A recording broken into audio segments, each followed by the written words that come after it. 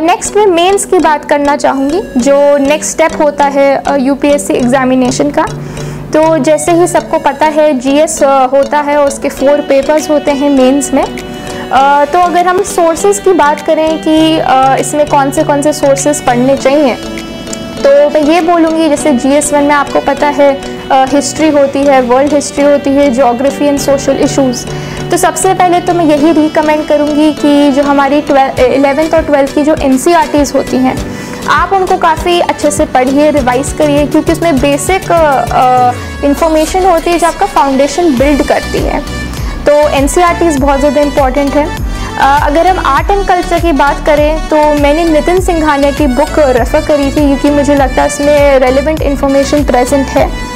अगर ज्योग्राफी की बात करें तो मैंने 11th और 12th की NCERT ही रेफ़र करी थी, और साथ में टाटा मैग्रॉ हिल की एक बुक आती है, उन बुक्स ने भी मुझे हेल्प किया था।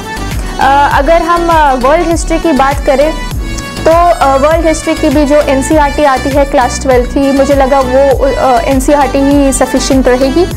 अगर हम सोशल इश्यूज़ की बात करें तो सोशल इश्यूज़ के लिए मैंने सोशियोलॉजी की NCERT बुक पढ़ी थी क्लास 11th की, और साथ में जो करंट अफेयर्स में हमारे जो सोशल इश्यूज़ आते हैं डेली, और जो करंट अफेयर्स मैगजीन्स भी होती है उसमें भी ये कवर्ड होता है, तो मैंने उसी के नोट्स बनाए थे बेसिक कंसेप्ट्स के लिए।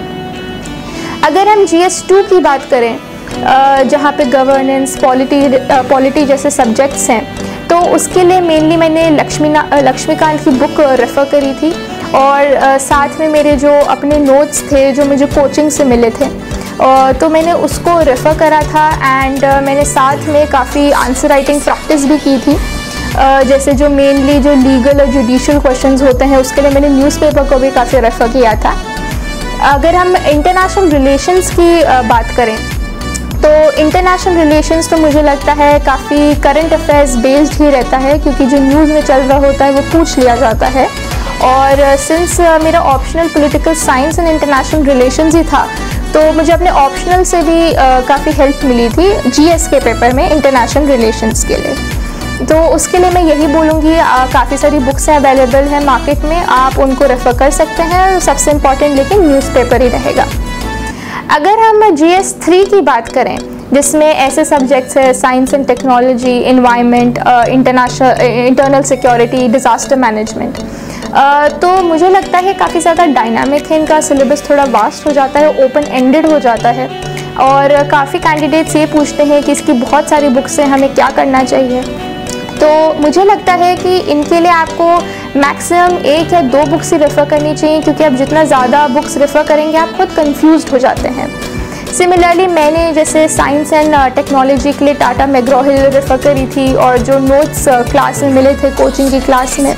एनवायरनमेंट के लिए जो शंकर IAS की एक बुक आती है जो काफ़ी कैंडिडेट्स रेफ़र करते हैं, मैंने भी वही किया था।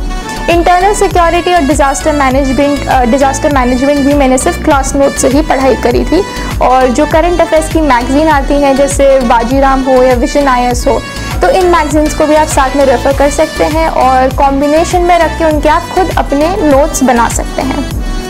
GS4 की अगर हम बात करें, जो काफ़ी एक इम्पॉर्टेंट पेपर है, जो एथिक्स है, काफ़ी कैंडिडेट्स को ये प्रॉब्लम आती है, क्योंकि एथिक्स में ऐसे क्वेश्चंस पूछे जाते हैं जो आपने एक्सपेक्ट नहीं किए हो, या थोड़े डिफ़िकल्ट हो जाते हैं, या फिलोसफिकल हो जाते हैं।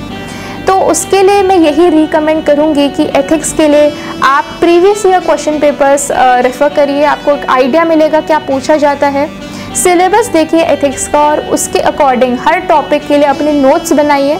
जब आप नोट्स बना रहे हो तो उसमें आपको एग्जाम्पल्स का यूज़ बहुत ज़्यादा करना चाहिए, जो फेमस पर्सनालिटीज़ हैं, कोई इंसिडेंट्स हुए हैं, या यदि वो इंडिया में हो या वर्ल्ड में हुए हो।